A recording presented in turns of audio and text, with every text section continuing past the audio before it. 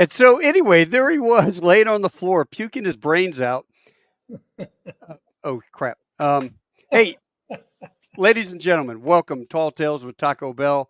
I've got my good friend LD on, and LD is going to be talking PJs with us today, which I'm very excited about. If you guys watched last week's episode, I had Rick Prado on, who was a PJ in the early 70s.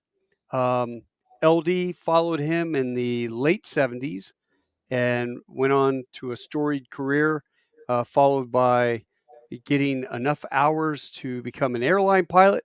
And we actually celebrated a couple beers down in Puerto Rico on a layover together many moons ago. But LD, tell everybody hello and how you became one of the most elite of the elite. Because I'll be honest with you, everyone thinks special forces, the first thing that comes to mind is Navy SEALs, right? And then the second thing, Delta. And then the third thing, Marine Recon. And they just never put PJ up there in that top tier. But if it was Mitch Bell, I'd have PJ up there because all the crap that you guys do is so intensive. You know, not only are you like full blown paramedics, take a knife and cut me open and pull the bullet out, but you're also trained in explosives and diving and halos and the whole nine yards. So tell us how does one do that? First off, I want to say thanks for having me on, Taco, my good and old friend. It's great to be with you on the show. And yes, and let me just say this. We love it when that happens. We love it when all these other guys take all the glamour and all the glory and all the honor. We really are truly, and we pride ourselves in being the quiet professionals. There are books out there, but you will find on the bookshelf in any bookstore, there's not very many. There are some really good ones, but there are not that many. And we kind of pride ourselves in that. And the facts are true. PJ's, I'll give you a little vignette. I was just at a little gathering here at our little airport in Illinois, Poplar Grove. It's a airport community, and it was a chance meeting. Having a few beers at one of the open hangars, and a guy walked up to me. I'd never met him before.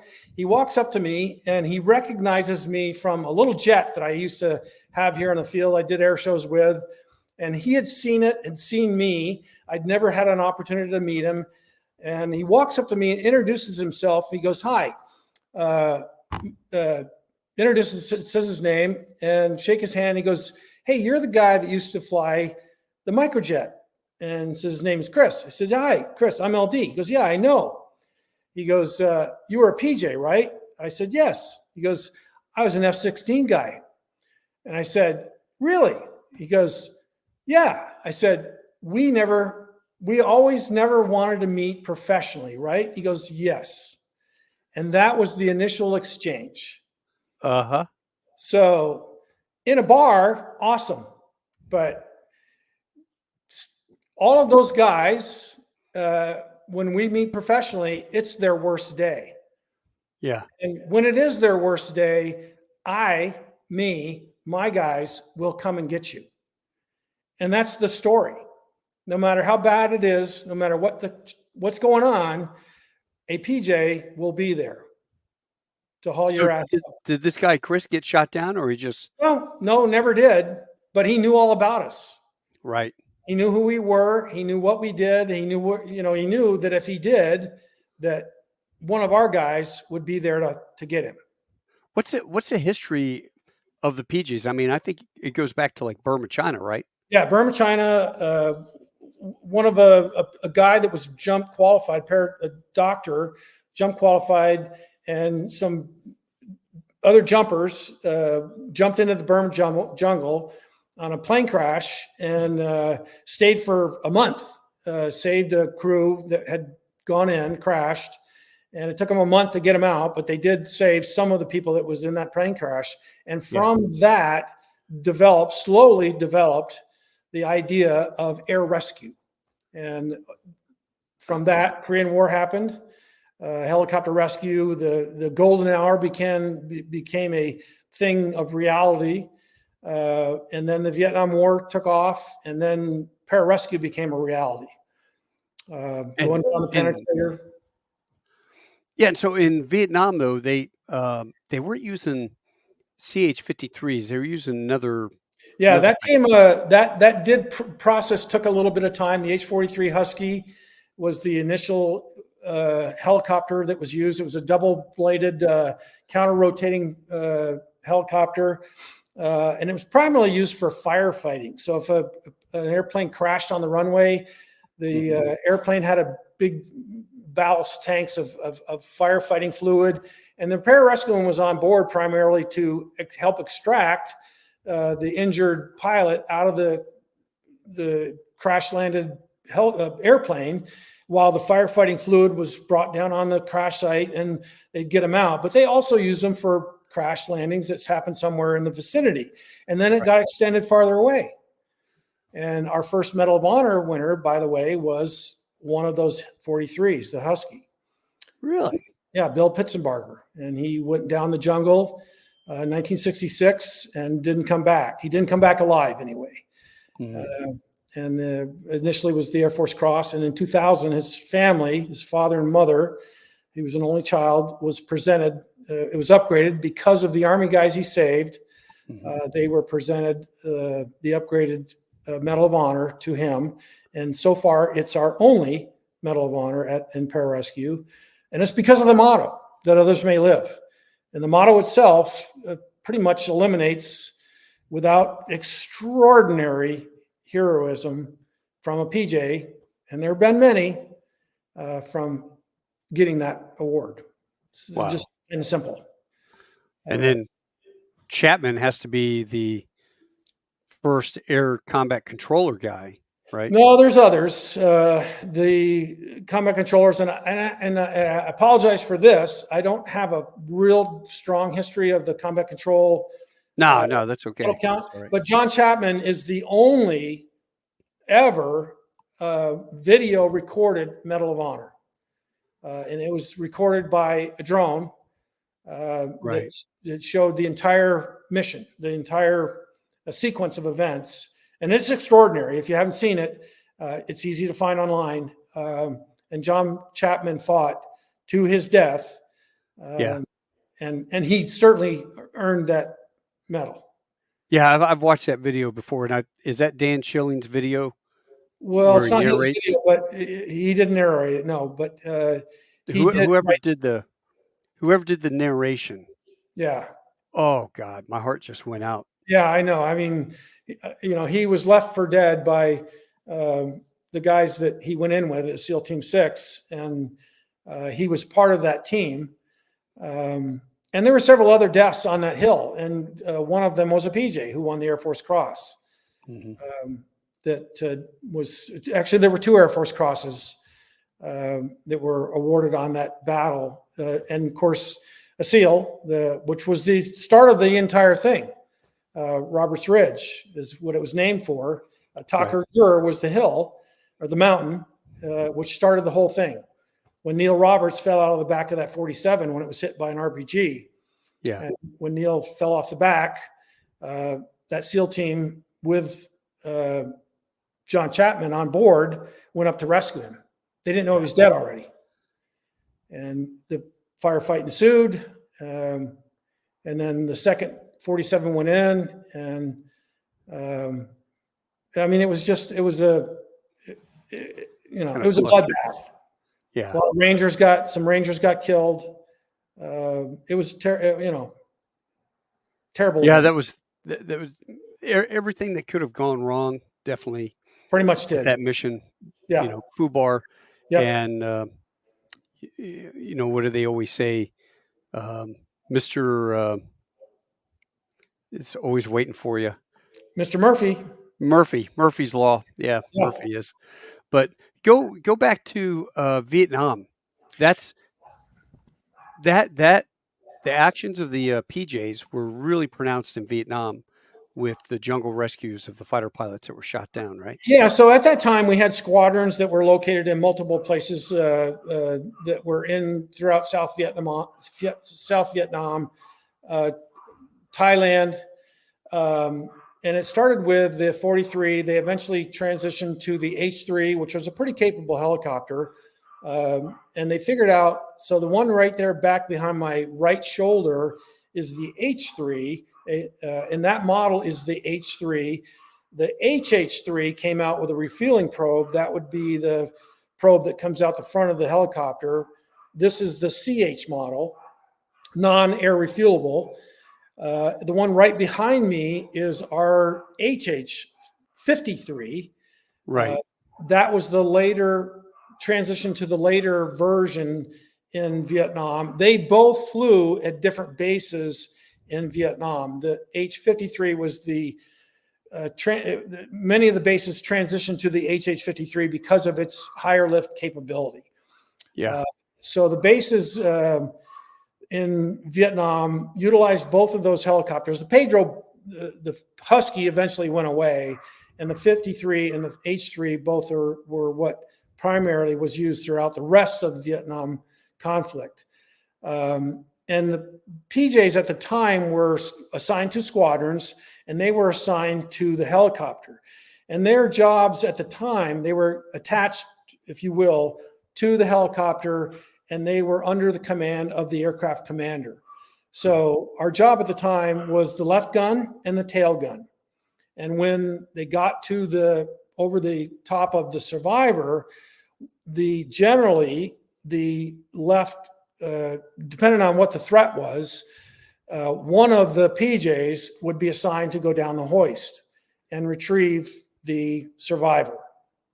And, that's when, if the Survivor was capable of identifying, authenticating, and we knew it wasn't, a bad guy that was sucking them in to shoot them down, and they could snatch the guy back and get him back really quick. We lost a lot of PJs on the ground. There was 21 PJs that never came back, that were killed there. Some of them were never found. Went down the hoist and never came back. So Really? Yeah. Wow. Yeah. Well, one rescue that sticks out in my mind is ICO Hamilton, Yeah. Bat 21. Yeah. But he was not there. So PJs did not successfully rescue him. They tried. They tried. Yeah. They died in the course of their actions. That's correct. We lost an entire 53 crew on that mission. Yeah. And yeah. I knew him. So I knew Colonel Hamilton. He used to talk about that all the time, about the guilt that he felt, knowing that those guys died trying to get him out. Yeah. Probably to his dying day, he talked about that and the bravery that those guys demonstrated to try to get his sorry butt out of his predicament. Yeah, it's probably the highest loss of aircraft and lives of any mission in Vietnam at that time. Yeah, to rescue one guy. Yeah. I mean, he had a ton of info, and everybody knew it, which is why it was such a high risk mission to get him out of there before he was caught. But yeah, and it's an excellent read to read Bat 21, that book. Well, what's funny is I read that book in high school, and when I got done with the book, it said he and his wife Gwen lived not far from a golf course in Tucson. So I picked up the payphone. I went to a boarding school. Picked up the payphone. I called information for Tucson, Arizona, and said Lieutenant Colonel ICO Hamilton.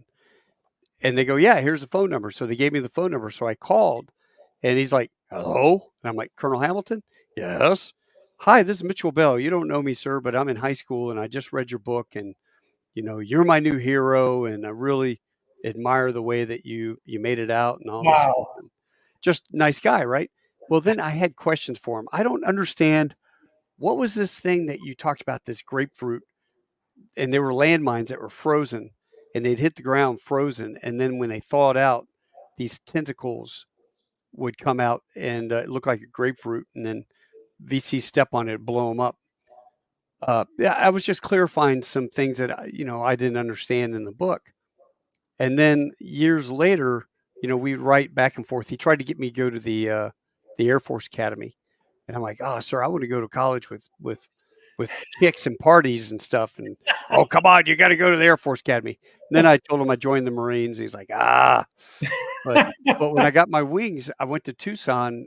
We went out there. A bunch of people in the squadron were getting type rides from this. There was a guy out there that would do it. And I called Colonel Hamilton, said, "Hey, sir, we're going to be at Tucson. Love to meet you for dinner." He goes, "Oh, meet you at the O Club." So we show up at the O Club, him and his wife, and that dude smoked. He literally would get done with one cigarette, light the next Oh my one. God. And then when he got done with the pack, his wife would pull a new pack out and start packing it. And then she would open it up and hand it to him. So when we got done, that he'd smoked maybe 5 packs of cigarettes in the time that we were there for the few hours. Holy smoke. Oh my Big God. barrel chested. He was barrel chested, and my flight surgeon was with us. And she said the reason he's so barrel chested is because of the smoking. I'm like, oh, I didn't know that. But he told us, because we had all these questions. We're like, how, was it Danny Glover? Was it the same guy that, was your coordinator? And he goes, no, no, no, no. We made it one guy. We made him black. It was actually, there were like 5 or 6 dudes that stayed on station. One would leave, another one would come back. And then he told us about, how Hollywood, it was actually Nashville money had bought the rights and to produce the movie. But to get them, a lot of the story was all, was some of it was Hollywoodized, I guess you would call it.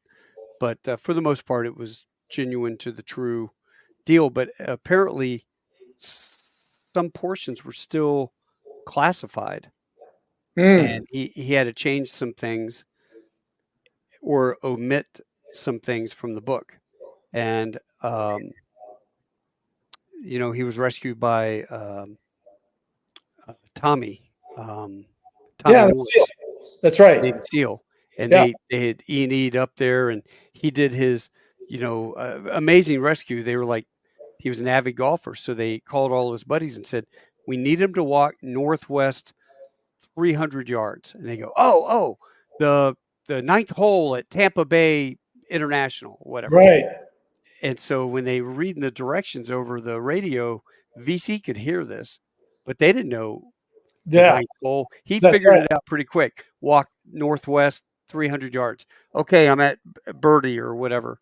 Okay, now you're at the Arlington National Country Club, Army Navy Country Club, and you're on the 12th hole. Oh yeah, that was because he would carry a compass with him on the golf courses, and that was his thing. He memorized all the holes and what direction and how many yards. So that was a Crazy. fascinating story on how they got him out. So if you guys haven't read it, Bat 21, but in the course of his early ejection out of the aircraft, the Air Force had sent 53. Actually, I think, did they send 2? Yeah, they always went in pairs. And 2 got shot down, or 1 got shot down. One got shot down. Yeah, Yeah. Loper. Yep. Yeah. That was bad. But Yeah. how did you get into the PJs? Well, I went into the Air Force to go into pararescue, but I got hurt in basic training. There were guys that were in it was a split bay, and there was a big door on either end of the bays. And the guys were throwing the little pucks that were underneath the beds in the other bay. And I was a bay leader in the other bay. And I walked around to see what the hell was going on the other bay, on the end of one of the bays. And this little dickhead had thrown this puck as I walked around the bay, and I got hit in the eye. The bay. And it didn't knock the optic nerve off the back of my eye, but it was very close. And I ended up going into Wilford Hall, the big hospital there at Lackland. And I was in the hospital for 30 days. I'm flat on my back, couldn't move, head stabilized. And thank God for, the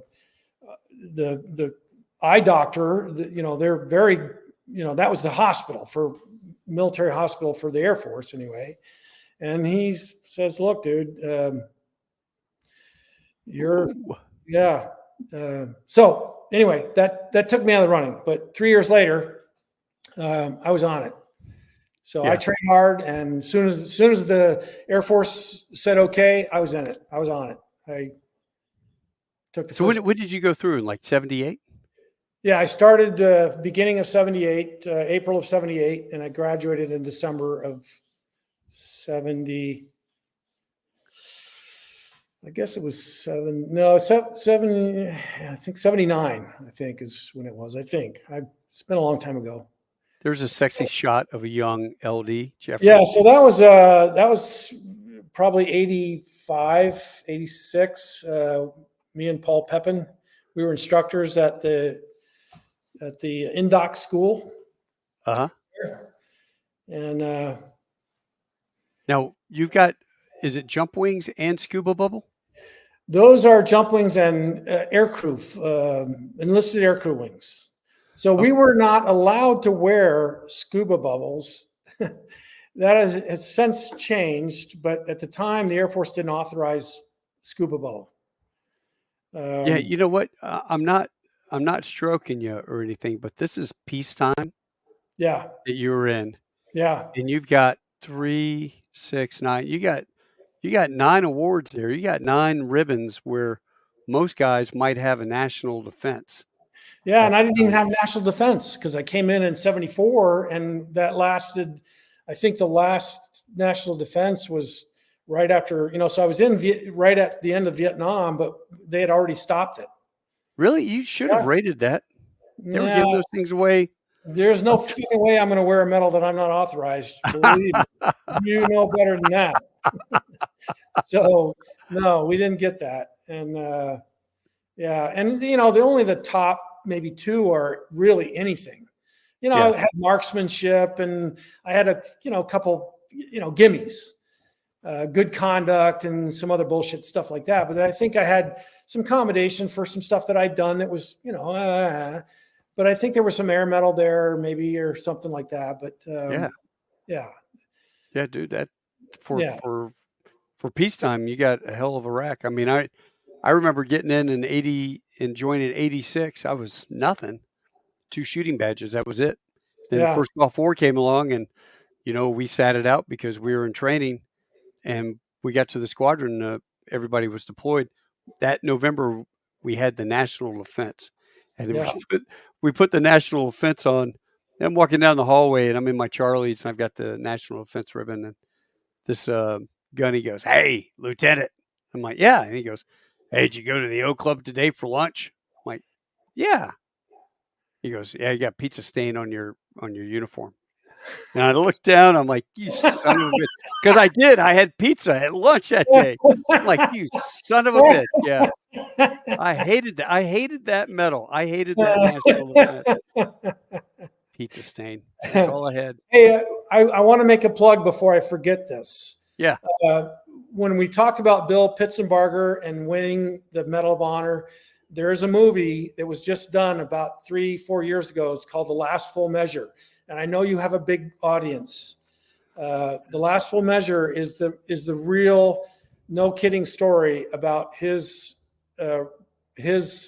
story of that rescue, of his death and what happened, and his eventual award of the Medal of Honor. And it is a very well done story of the Army fighting to get his Air Force Cross upgraded deservedly over the years to the final award of the Medal of Honor. And it was the Army that pushed, and it was Secretary Peters that finally said, this is injustice and it should be. And the 2 guys, the one that was on the Husky that sent him down the hoist and regrettably left and Bill said, leave. Yeah. And he was down there with that platoon all night long, taking care of them and handing ammo and shooting back. And the other guy that came back and retrieved his body the next day after the firefight was over, those 2 guys are both in the movie and were at the ceremony. So, oh, wow. And they were both guys I worked with as a young PJ. So It kind of brings a little bit of tear to my eyes right now. One of them has since passed, but one of them is still alive. Anyway, I just want to plug that movie while we're here on the show. Yeah, Last Full Measure. I've got it written down. I'm gonna. Yep, it's I'm gonna, available try to out find there that. everywhere. So anyway, Okay. All right. So how did the PJs come up with the Jolly Green Giant tattoo? Well, the Jolly Green Giant is green. Am I wrong? No. Green, No. yeah. Yeah. So there's a pretty famous PJ by the name of Wayne Fisk. He was a Vietnam era guy. He was the last guy on the beach. Every Marine knows about the Maiguas. Right.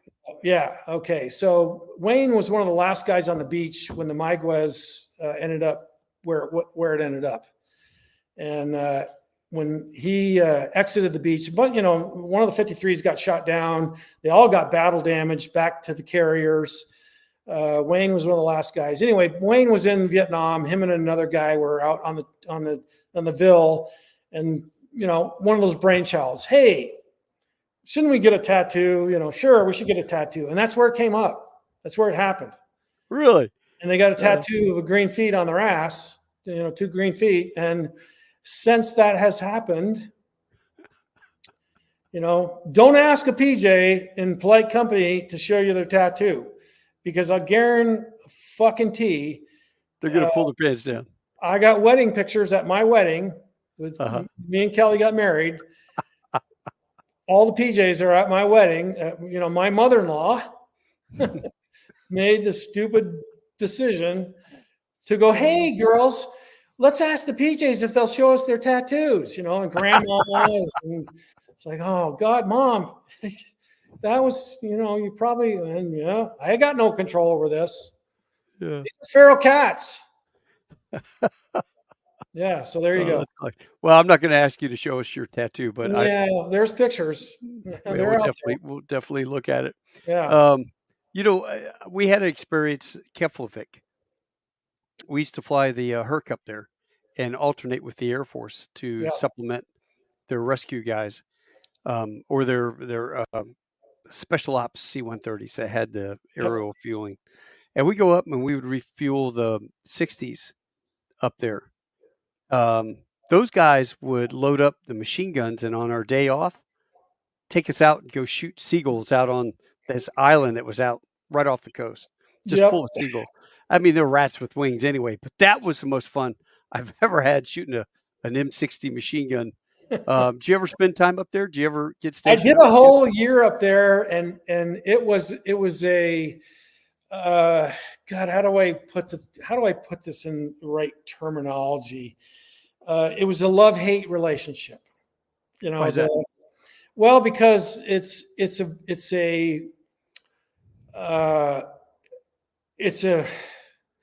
a tough assignment. It's an awesome assignment. It's an awesome assignment because there's a lot of stuff to do as a PJ. We had some really great missions. I did probably, I want to say at least 3, maybe 4, where we did these. At the time, they were top secret, and I'm talking Maxwell Smart. Declassified, of course, now I can talk about them, but at the time, I would get the call. I was the team chief, the NCIC, and I worked for a colonel down at Eglin Air Force Base. So I was a enlisted commander, if you will. Right. My team of 10 guys was attached to a flying squadron. So we were no longer tied to the helicopter. We were there to support them. My attached squadron was started as an H3 squadron, transitioned to H60s. But at the time, my first 6 months was all H3s. Charlie Griffin was the commander of the squadron, of the helicopter squadron. Great guy, just the most awesome guy I ever worked with. He was a great guy. And his helicopter crews were wonderful.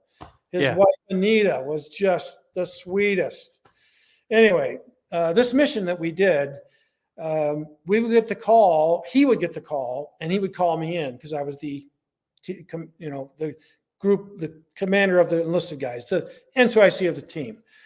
And my PJs, if they were, whoever was on alert, would be tasked to go support this. And our job was to go meet this sub wherever they surfaced, and they could only surface when the satellites were in the right position to recover a injured sailor. Submariner. And the surface time had to be absolutely minimum. Yeah. So because the mission was so sensitive, we would go brief, double lock doors, it was Maxwell Smart. So you remember how the towers were? Yeah. In the big mile long building. So we'd go in and we'd double lock, and, everybody was super secret, and we'd brief the mission, and we got these lat long coordinates, and, only the crews were in there, and we'd have the TOT, we'd have the lat long coordinates, we'd have the sailor's condition, we'd have, what we were expecting to see, whether we were going to have to go in the sub or on the sub. We knew pretty much what we were going to expect when we saw it. We'd have the loiter time, and we would have the amount of time that we were going to, have to disappear. And we could not do it in we could not go out in a two-ship. We had to be two-ship, but we had to rendezvous at the same time. So there was a two-ship coverage. So we would launch separately. We'd take off together. We'd split. We'd meet at the coordinates, at seconds at a time. The sub would emergency surface. We'd get one guy down, high bird, low bird. Guy would go down the hoist. The guy, the PJ would go down the hoist, one or two. If it was a non-ambulatory patient, we secure the guy and either on the deck or go below the deck, get the guy up, get him in the helicopter, get him strapped in, and split, and off we go. How far off the coast would you be? Well, it would depend on, it could be an hour out. The sub had to, the sub was more versatile because they were underwater. They were subsurface, of course, but it was all about making sure the sub was not seen so that they could now track. I don't know anything about subs. I just know that if they know where they went down, they could kind of predict within a certain radius where he's probably going to go next. Right. So the whole idea was, helicopters, they could see us all day long. Yeah. But the sub is what they're worried about. They don't give a shit about us. You didn't have the refueling guys or anything, did you? That far offshore? Oh, they were there. When I was there, we always had 130 support from England. So that we always had the support of the guys out of Woodbridge. Were always on station to tap. Right. And I do recall that we had them loitering if we needed them. But we weren't important. The sub was important. Yeah. But we did that. That was a fairly routine mission. I don't ever remember doing those at night, Taco. I think those, as I recall, those were always a daytime because of how hazardous they were. Yeah. But those were just a fucking ton of fun. Yeah. So you get a medal for it, and it's like top secret. I could tell you, but then I'd have to kill you. I don't remember any medals for those. They were fairly routine for us to do them, as in, there was nothing really super dangerous except, when I took over the team, I insisted that our guys, because of the water conditions, we had different levels of wetsuits. Yeah. And I insisted that our guys wear their 1/8-inch wetsuits under the dry suits, which is pretty over extra protection. But if you get washed off a sub, you're in the water and it's, you're screwed. It could be less than 30 degrees until we can snag you back. So we practiced with that. And you're only uncomfortable for a little bit. But we had a lot of other missions. We had guys crashing on we had a couple of missions where guys that were crossing from the Greenland Iceland gap or the Iceland UK gap. Yeah. Went to water. We had a hawker go down, a brand new hawker. Guy ran out of gas. We saved the family in the back. We weren't able to save the pilots. Yeah, look at that. See? I knew I had this somewhere, right? Yeah. Fuelers assist in Russian rescues. We got 2 rescues that week that we were up there. Routine search rescue training missions involved, blah, blah, blah. So we had Russians, some intel dude. I can't believe I found, like, I was looking in my old photo albums and I was like, oh shit, I forgot about this. We had a Russian translator, ensign, or maybe Lieutenant JG, and he was up on the flight deck of the 130, and there was these, it was a Russian trawler out there. And so the helicopters took off, we briefed, they took off about an hour. And then we went down, jumped in a Herc. We took off, we flew over those guys, and then we got over top of the ship. Yeah. And the trawler. And then when the helicopters came in, we flew over, gassed them, then went back and did our deal. But when they were flying overhead, the translator was telling the captain, turn in this direction for the wind. Yeah. And the helicopter was relaying to us, and then our translator would relay to them. But yeah, that was cool, man. We got they paint the little dudes in the hallway for the rescues. Yeah. So we were up there somewhere. It's all gone now, but we were in the hallway and there was a rescue, Otis, we helped. So that's kind of cool. Yeah. Where they had the rescue, the dude and the date. I think that was it. Yeah. He insisted. So yeah. What other cool stuff did you do up there? We did one where we were trying to burn money, and this was a crazy one. We had what? The funny thing about Iceland, I got to tell you the story. I got there, I was there 3 days, and I had to get a line badge to be able to get on to the secure areas, and I went. Of course, it was a Navy base. Yeah. So I went to. I had to go to the Navy photo lab, the Navy whatever they call it, and there was the Navy. What do they call them? A PM photo mate, whatever. Yeah. Anyway, it was this young E3, E4. Her name was Jan Carnahan. I'll never forget her. Anyway, she became my girlfriend. Uh-huh. And we were together the whole year that I was there. And E3, E4, and she was a sweetie. I really enjoyed having, being together with her. She was just a great gal.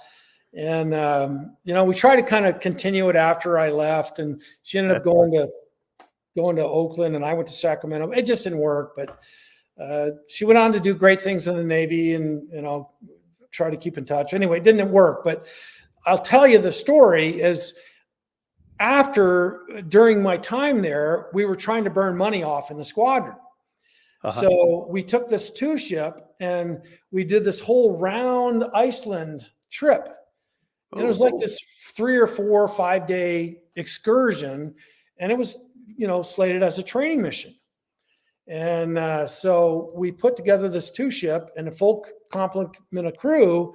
And I said to Charlie, Colonel Griffin, I said, we should probably have a way to document this photographally, have a photo document of this whole thing. My girlfriend just happens to be. Well, I didn't say girlfriend. Of course, Charlie knew her. Charlie knew Jan as, my girlfriend. But I said, I think the Navy would probably want to have this, it's a Navy base. And so I went to her boss and wrote a official as the Air Force liaison. I could do this.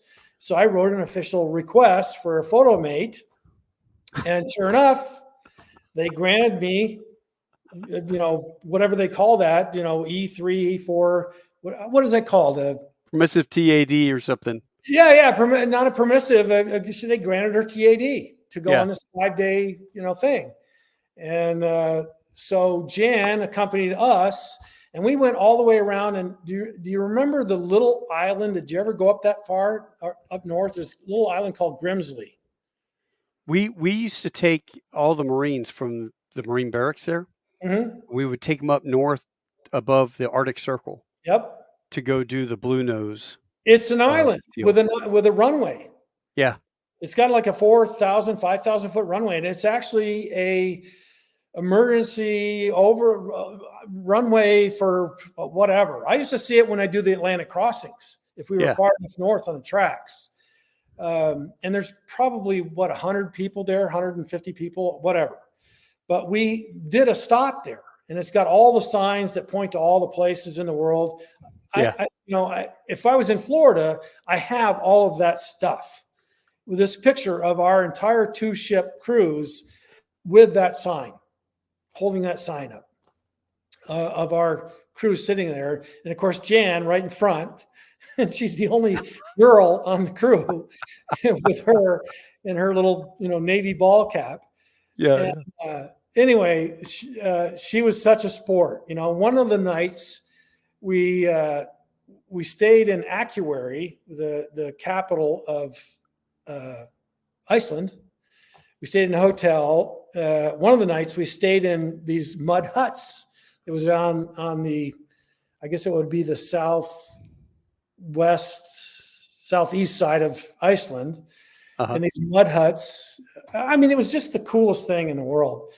To be able to do that. We overflew all of the glaciers, and it was all daytime stuff. We didn't do any night flying. It was just this great experience. All of the waterfalls, low level, we're on interphone, intercom with the, interplane with the 2 airplanes. We were switching leads, and the guys up front are having a great time, training. And it was a great training mission, and we burn up some squadron money, fiscal money. And so and we watched did the Northern Lights. Then you finished and went to the Blue Lagoon. Went to the Mar Bar. Yeah, we had a great time. One of the few, we did a lot of night vision work there. There was, of course, in the wintertime, there was a great chance of that. Charlie was very combat oriented. He was the tail end of Vietnam. So he had seen some combat. He was a very experienced helicopter guy. He had high standards. He was a great guy, but he was ran a tight ship, but he was also a good guy, very fair leader. And he had some good pilots that worked for him. There was not one guy in that squadron that I didn't respect a lot. And it was a really good, tight family of not only PJs, but pilots, and crews. We had a crash up on the glacier, one night. We were number 2 in a 2-ship, and it was a guy getting, I don't remember if it was aircraft commander or he was getting instructor upgrade, but he would have been in the right seat. So he must have been getting either aircraft commander or instructor, because the guy in the right seat was usually the PIC in the helicopter. Right. So I remember lead took off. I was in the left window, and it was pretty deep snow, and I think that's the only thing that saved us. But we dropped smokes, and of course the glacier creates its own weather. So winds are, here and there, and it wasn't really tremendously windy evening, but it was dark. And I remember guys up front calling up, leads on the go, and I hear the guys up front calling, okay, picking it up. And just as we get up and start moving, I can hear the guy in the left seat call rotor. He goes, rotor, rotor, rotor, and we're starting to move forward, and I just hear rotor, rotor, rotor, and then what does that mean? What's that? That means the rotor is running out of steam. He's got too much power, and we are settling with power. The airplane cannot. The harder you pull the rotor, the more it's going to fall. He has not hit translational lift, and there is nowhere to go but down. You got to let rotor down. You got to let less power. We picked up a tailwind, and we're not at translational lift. The rotor can't give you any more. Yeah.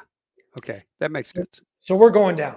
We're probably 10, 15 feet, and the airplane just goes splat. We hit this big white out, and crump, down we go.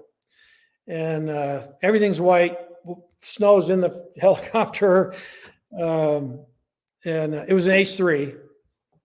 And everything, snow fills the airplane, helicopter. Two calls out the lead. Hey, we're down. And I don't know what happens after that with lead, but he obviously turns around, comes back, sees us down. They shut down.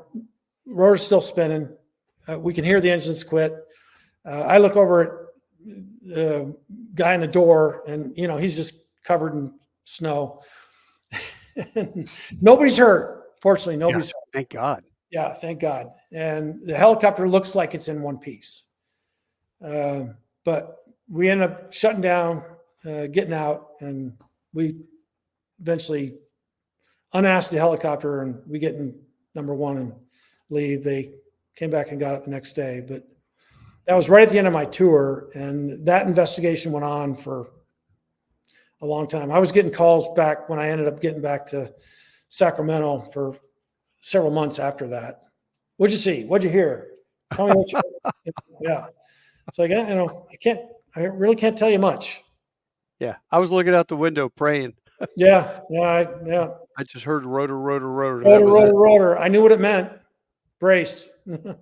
Yeah. I thought we were going down to Rota. Wow, we're flying down to Rota, Spain. All right, man. Yeah, it's gonna be a good time. Yeah. So you ended up doing a stint as an instructor too. Yeah. Right? Yeah. I once I left Lackland and went to Iceland and took the team there. I stayed an instructor the entire rest of my career. In fact, from that stage, I came back to Sacramento and became instructor evaluator. So my job, I interviewed for the job coming back from Iceland to Headquarters Air Rescue Service in Sacramento to become an evaluator. I initially went to the squadron, and this is where I made a big career mistake. There was a chief there, a great guy, and I don't blame him for this, but we didn't know war was going to break out in Kuwait. Had I known this, this is where my career mistake was. And I didn't know it, but that's what happened. We talked about this the last time we talked about me never getting to go to war. That was my chance, and I missed.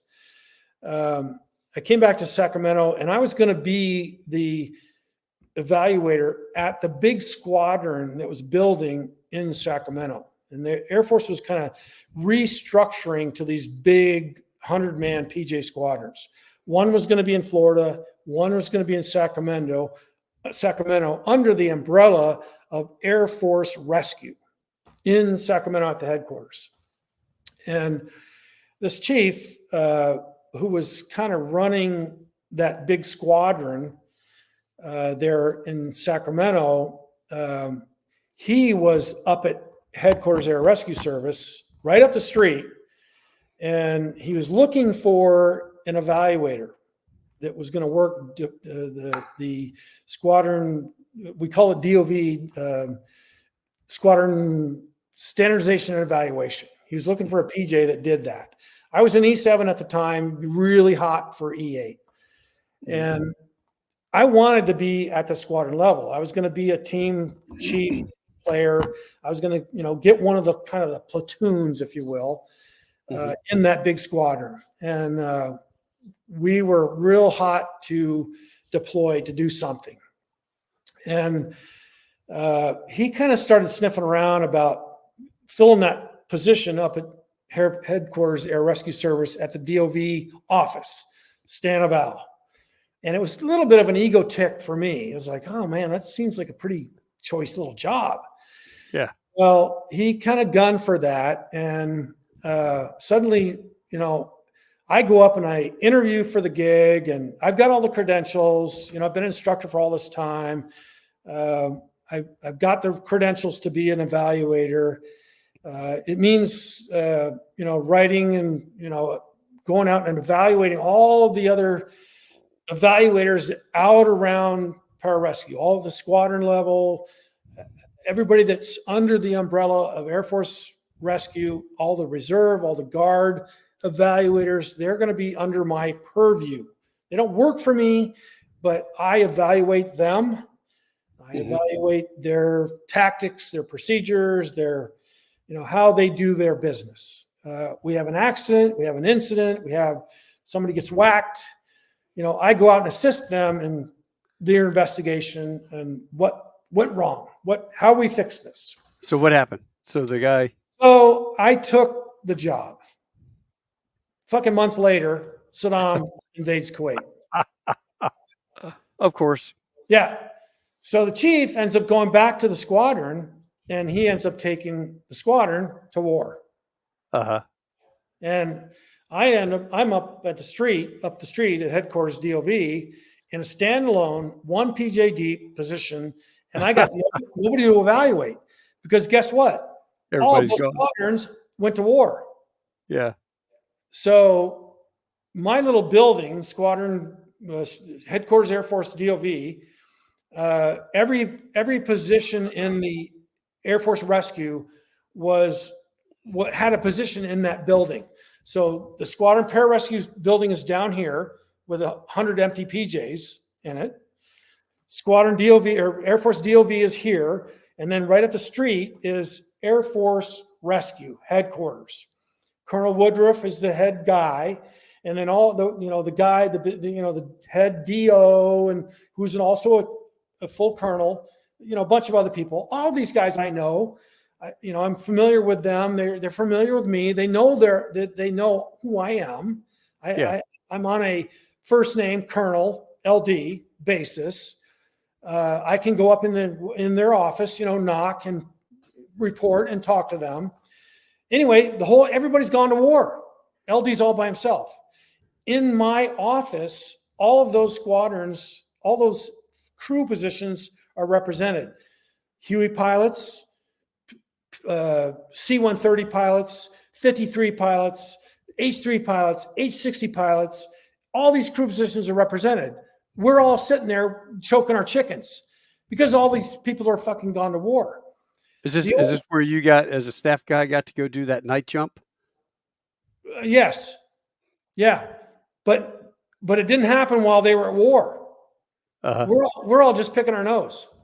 Yeah. So I go up to the DO. Colonel Woodruff can't help me. He's got other fish to fry. The headquarters guy, Colonel Woodruff has got other problems to worry about. So I go to the DO, who is he's a wartime Vietnam era combat awarded. I mean, he's got a ton of medals. I mean, this guy's he is the big daddy. Yeah. But he is a guy that will stand there and listen to me, and Taco, I'm standing in front of his desk with tears in my eyes. I mean, sir, I'm a PJ. I've been 19 years in the Air Force. I've trained my whole life for this mission. All my boys, most of who I train as an indoc instructor at the OLJ, are over there right now. Yeah, come on, hook me up, sir. I mean, put me in a friggin' field hospital downrange somewhere. Yeah. There's got to be a position. And almost with tears in his eyes back to me, he goes, it takes a position. It takes a position, a manpower slot. He goes, I just can't create one. I can't just make one up. He goes, he goes, I've been to war. He goes, I see a warrior standing in front of me. He goes, I know how you feel. I get where you're coming from. I just don't, I can't do it. I don't have a place for you. Yeah. He goes, oh, that sucks, man. yeah. So, I went back down the street. So I was there at the parade for them when they came home. And that's the way it was. So Well, it was like first Gulf War. All the squadron was gone. We had one hangar queen. All the guys came back to the big flyover, the land and landing, and everybody there at the base, welcoming them home. And it's like, well, we're never going to war again. So I was out when second Gulf War happened, and that's when I called up the guy and I'm like, hey man, I want to volunteer to come in, but I want to go to Iraq. I want to be with Marines. I don't want this purple hat crap. So it was got redemption, I guess.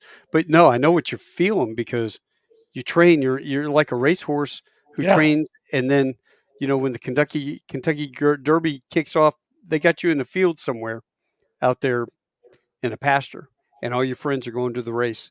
And you're yeah, like, God, man, I want to go. I mean, because that's all we train for, right? To be with the yeah, boys and be with the guys and do the stuff. But yeah. yeah, so be it.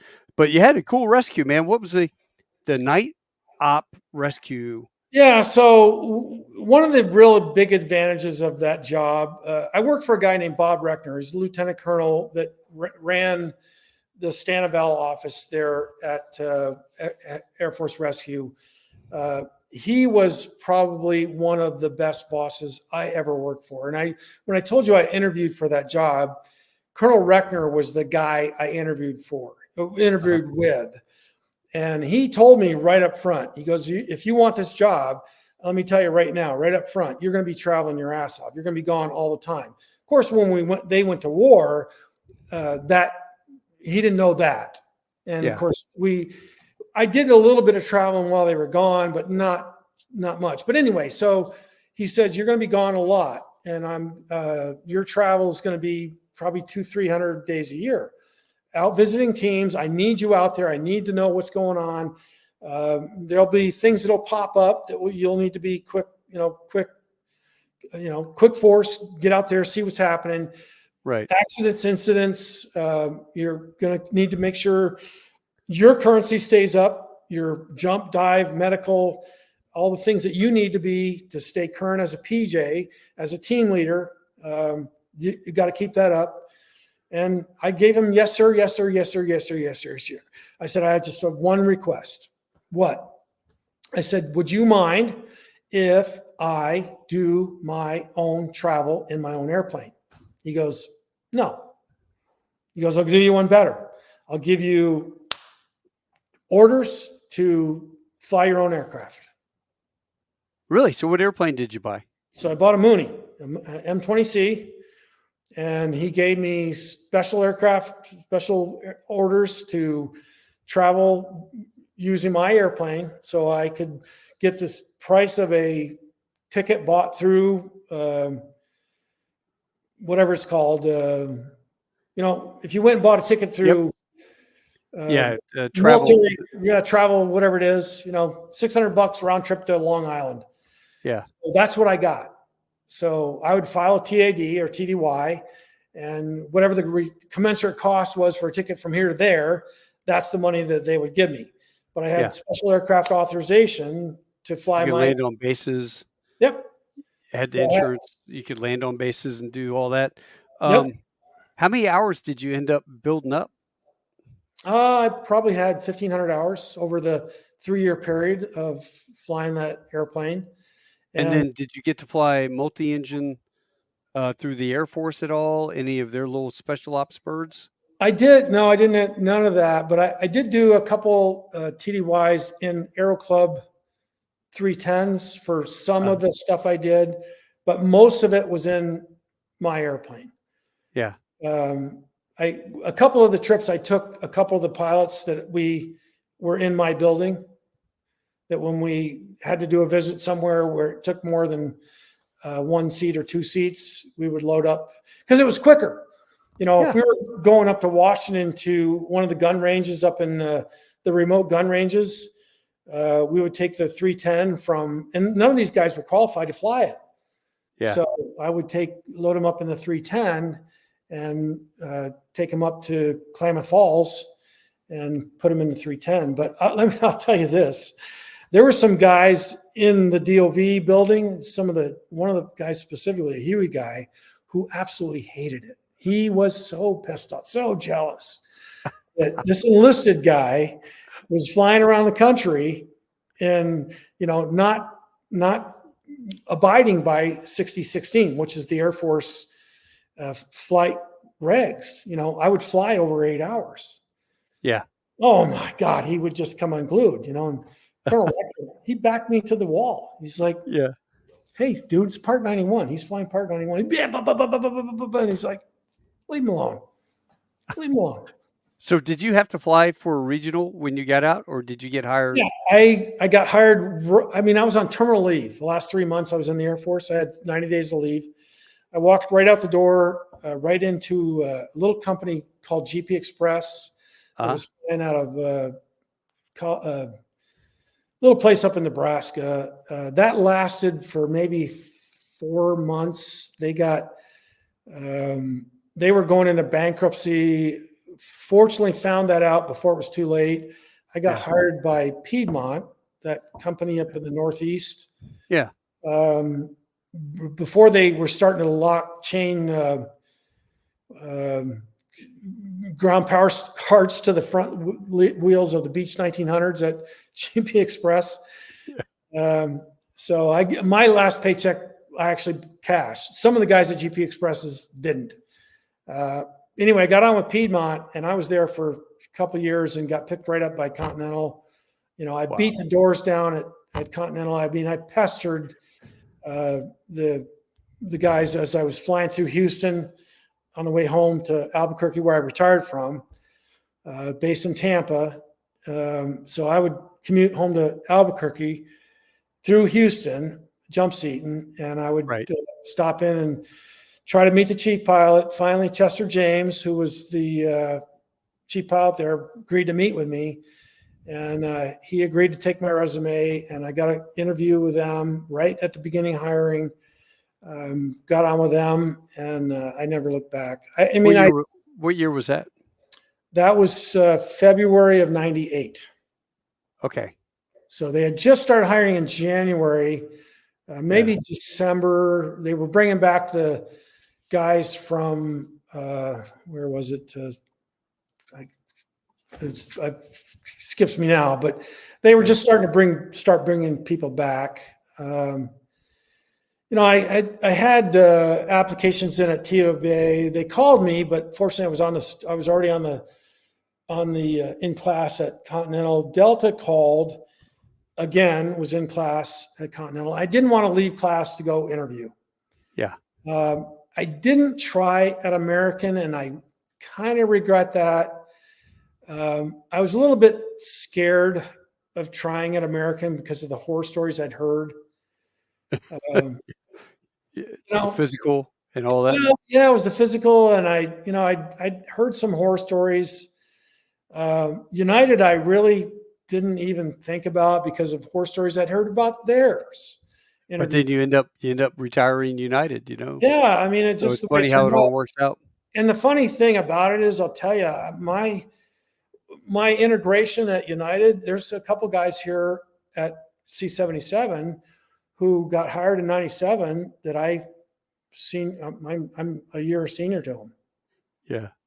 Yeah. And it's just weird how that all. It's just weird how it worked out. And one of the guys we're not really friends, and it's unfortunate. It's more political. It's kind of petty. It's his issue, not mine. But the other guy, who's a pretty famous book writer, in a book I would recommend, Hogs in the Sand. He's a fairly well famous guy. Buck Wyndham. He's a great guy, and one of these guys I'm going to recommend that you get on your podcast. He's a really great guy. Just won an award at Oshkosh for his RV-8 that he just finished building.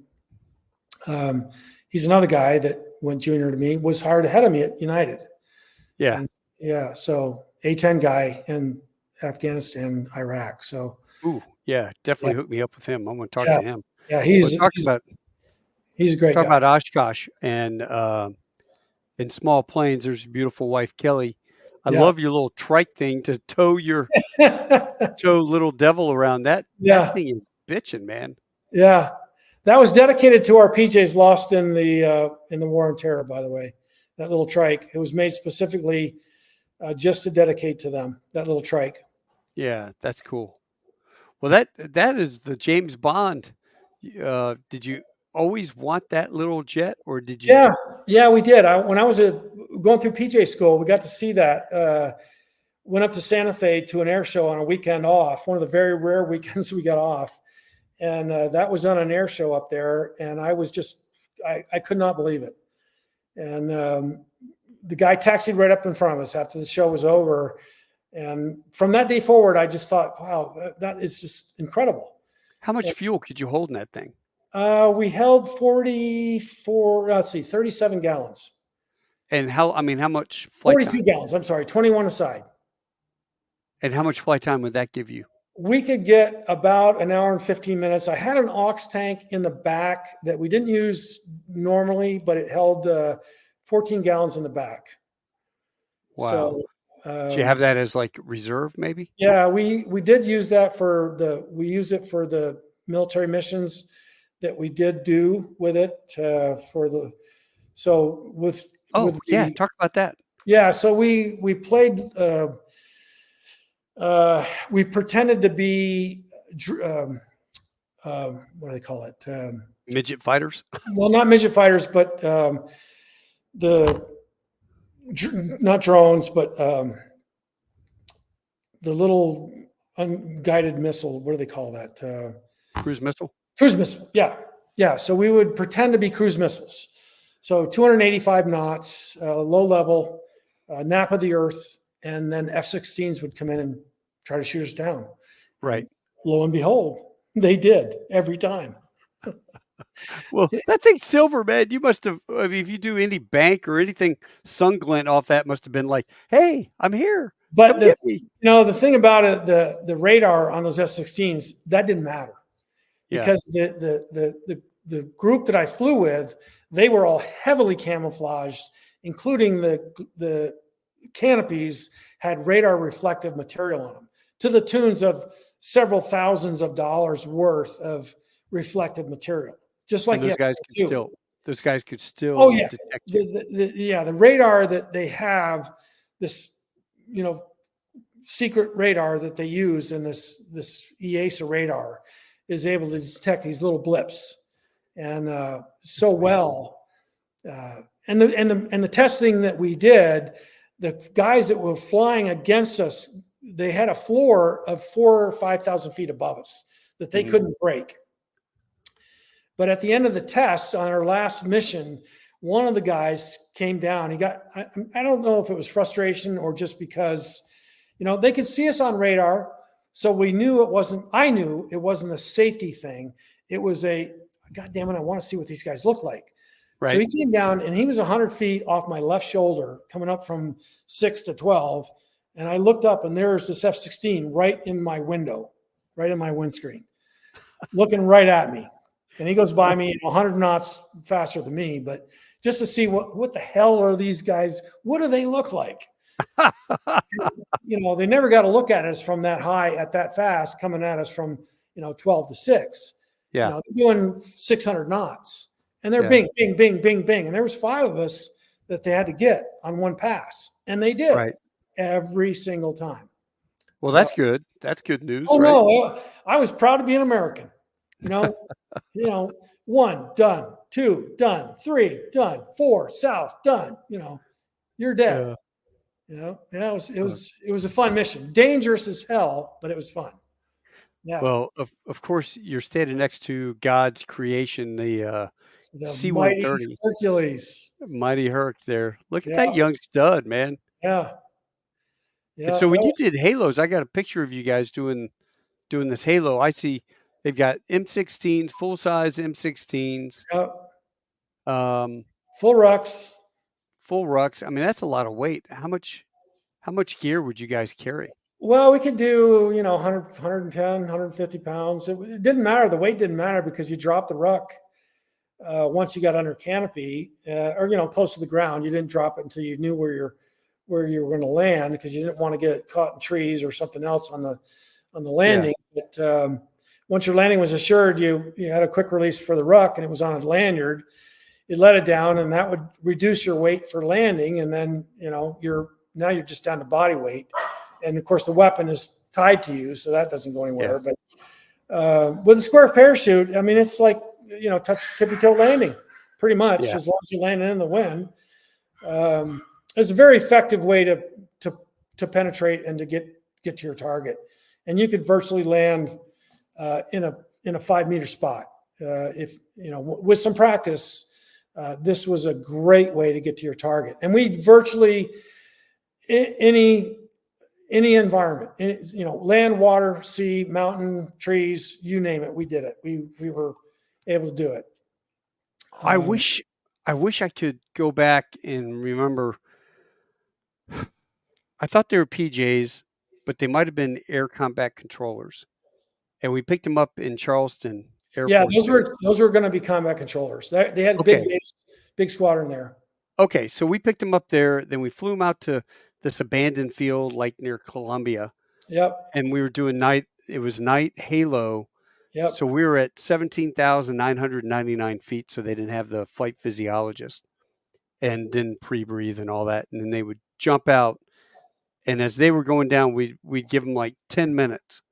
And then we'd start our circle down. We'd land back at the field. They'd reshoots, new shoots or whatever, jump back in, do it again. Yeah. Well, one night we're going in, and as I'm banking, turning left, I'm looking down at the field because we're have moved back, and now we're over top of the field, just coming down, spiraling down. And I see this huge flash, and then I see the fire trucks light up. And when we landed, we found out that the lieutenant that was with them on that jump, there were these power lines, and he had gone right through the first set, the lines. He'd gone down in between, and a chute went across this and then connected to the third line, and it lit up like a flash bulb, the old flash bulbs. And when it did, he fell. I mean, 30 feet, broke his back, and it jacked that dude all up. Yeah. But that, no, they didn't have MVGs, but they did have, never seen this before until the movies later, but they had the Batwing suits. Yeah. And then they had a GPS on the top of their pack, which I'd never seen a GPS before. And it was really cool. It had a little needle would point which direction they needed to steer themselves. But from where we dropped them, they must have flown 18 miles. Yeah, easy to do. 15, 18 miles to the drop zone. Just amazing. Yeah. Yeah. And, if you use of course, a good Halo team is going to take advantage of the winds. Yeah. So you could go 50 miles if you take advantage of the winds. And of course, you got, advantage of darkness. And it's a great stealthy way to hit a target. It's a great. That was in the early 90s. Now I imagine the gear that they have now in the MVGs are much smaller, and they're able to 50 miles. Not only that, but to take your equipment, you can deliver a load that will follow you. Yeah. So you're going to take your basic running gear, and the load's going to follow you. So you put that out on a square parachute that's got ability to track you, to follow you. Yeah. You don't have to guide it. It's coming after you.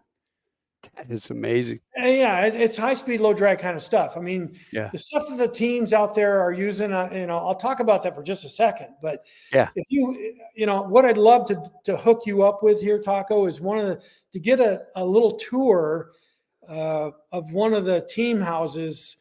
These guys are capable with, they jump with 4 tracks. They jump with the Sea-Doos. They jump with, the rigid boats. They jump with the boats that are packaged up so that it's one pull to inflation. Right. For an 8-man team, one pull to start the motor kind of stuff. It is so high speed, since I left 26, Yeah. 28 years ago. You know, we did, I'm still very involved in the Pararescue Association. I'm on the board and I stay very involved. I'm going to a graduation here in a week or two. For the next graduation, the team is,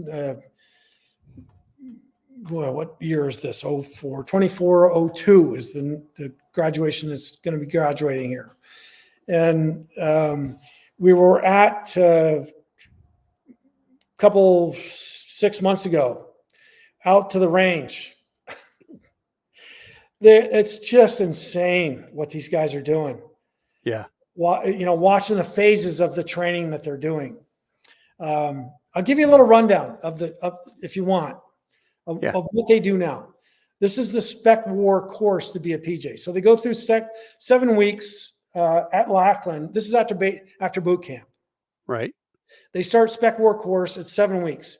And that's just to determine whether or not you're able to even apply to be in the special warfare, which branch, which specialty you're going to be in. Then they go into this called the assessment and selection. That's 4 weeks. And that kind of determines whether you're going to go into PJs or CCT or recon or whatever else they go. But if they pass the 4-week assessment, that sends them off into whether they're going to be a PJ. Mm-hmm. After that, they go to pre-dive. This is all at Lackland. That's 4 weeks. 4 weeks at pre-dive. Then they go to Tyndall Air Force Base for 5 weeks for the combat diver course. And it's equal to the combat diver course I went to down in Key West, Florida. So they do closed circuit, open circuit, the whole shebang, lockout, submarine, all that stuff. Then they go through Fort Benning, 3 weeks down there. Then they go through 4 weeks at free fall out at Arizona.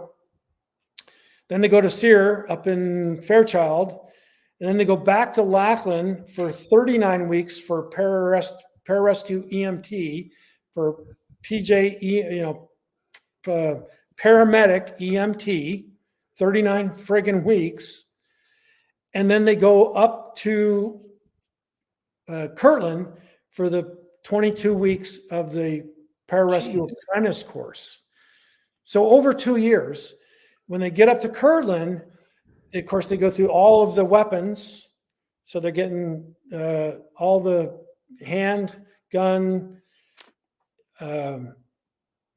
the long weapon stuff, close quarter drills, mountain tactical, putting all that stuff together. They do a week-long, you guys call it you guys have a word for it. What's it? For Marines? Yeah, you guys have a Crucible. Yeah, Crucible. So they have this week-long thing that's similar to the Crucible. Mm-hmm. So they go out and put all this shit together in this week-long thing at the end of their graduation. We were there. Kelly and I went to one of the graduations. We were sitting at a big table. So they want to mix old guys up with new guys. So we were sitting around this big table. It was a fairly large class. They had probably 30 kids that were graduating. And graduations are huge events there at Albuquerque. The whole, a lot of people come together to see these. And we had probably 5-6 graduates at our big table, and there's probably 500 people in this auditorium. And one of the guys at the table was a young lieutenant that was at our table. Of course, we now have officers that go through our course, coming from the academy and other officer commissioning sources. And so in just, polite chit chat, I asked this young lieutenant, I said, so Lieutenant, how did the class do? Did you, everybody that started your course here at Albuquerque, did they finish? He said, no, sir. I said, we just lost 2 in the last week. For what? I'm like, you lost 2 in the last week. He said, yes. He goes, 1 was set back during that last week of, they don't call it the crucible, they call it something else, but final phase. He goes, 1 was lost for injury and the other one was sent packing for integrity. Wow. I'm like, integrity? He goes, yeah, he was caught Sleeping? No, road walking. Uh, I said, he was caught road walking. He goes, yeah. He goes, we're told, that's, can't hit the hard balls. yeah. He said, I said, 2 years and 3. He goes, sir, let me ask you something. He goes, you really want a guy on your team that can't follow simple instructions like Yeah. roads? I'm like, Wow. okay. So five graduated out of. Well, no, more than 5 because we only had 5 at our table. There was over 30 in the class. Oh, okay. But when they started, how many started? Yeah, well, in that at Kirtland. Yeah. So I don't know how many started at the beginning. I have no idea, but I want to know how many got to Kirtland, how many in that class graduated in that group, and it was, so it must have been 32. Damn. But I just was blown away that out of that group, 2 minutes to the last week. Yeah. Well, shocked. Yeah. You screw, you lose. Well, I tell you what, we got an hour. We've been at it for an hour and 22, but I wanted to wrap this up and just say thank you so much, brother, for coming on and talking PJ stuff. This is always fascinating to me. I'm just honored to be invited, Taco. I really am.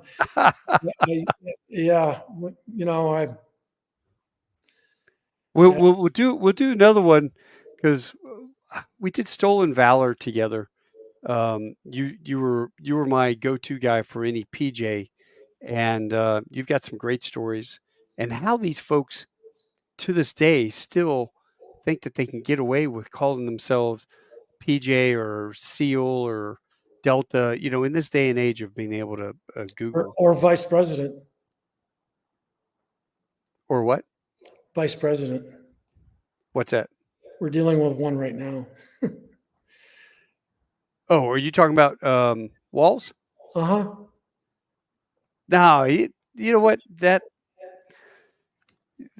a different that's a different. He actually served. Oh, it's a different category. It's a different category. I'll grant you, but I'm He just from what I've read and everything, for him not to go with his unit, screw that guy. Yeah. But can't say he didn't. Command Sergeant Major is quite a title. Yeah. Well, if he'd gone to school a couple more years, and he would have retired with it. Yeah. You don't keep it if you don't do it. No, that guy's a turd. But hey, he's not. Who was the guy that he was a Marine and he claimed Vietnam? He was a Vietnam Marine. And then I was a Vietnam era Marine. Not Rosenthal. Bob. Starts with a B. Blumenthal. Yeah. It was a Blumenthal that did that, and he's still the senator. Yeah, Senator Blumenthal. Yeah, he's still around, that turd. Yeah. And then John Kerry, of course, biggest turd. Yeah. It's maddening. It really is. It's what I said to you in the beginning about the National Defense Ribbon. Yeah. I mean, I just will not wear something that I haven't earned. It's just, it's integrity. If you have it, you have it. If you don't, you don't. Yeah. Well, I did a podcast with Bill Shakty, Admiral Shakty, retired 2-star. Mm-hmm. And he was Kerry's boss when he first checked in. And he did the right seat, left seat check out on the Swift boat with Kerry.